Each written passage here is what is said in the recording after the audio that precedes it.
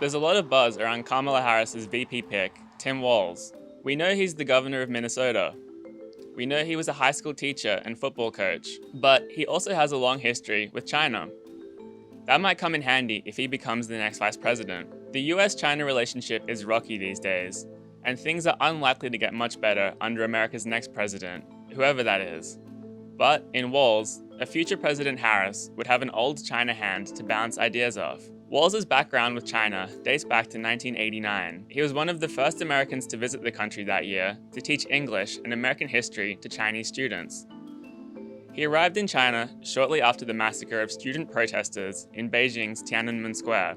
Interesting fact, his wedding anniversary falls on June 4, the same date as the Tiananmen Square massacre. His wife said he wanted to have a date he'll always remember. Walz's first foray into politics came when he was elected to Congress in 2006. Once in Congress, he became an ardent critic of China's government. He stood up for the rights of Tibetans and Uyghurs and warned that Beijing would one day try to take control of the South China Sea. He even met the Dalai Lama in 2016 and Hong Kong democracy activist Joshua Wong in 2017. So what would all this mean for a Vice President Walz and the future foreign policy of a Harris administration?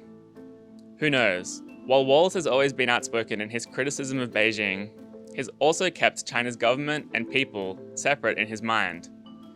He once said there'd be no limits to what the Chinese people could accomplish if their government had proper leadership. Now, with Tim Walz joining Kamala Harris on the campaign trail, there's no telling how the US election will play out in November. Let us know in the comments what you think about her new VP pick, and don't forget to follow us for more updates.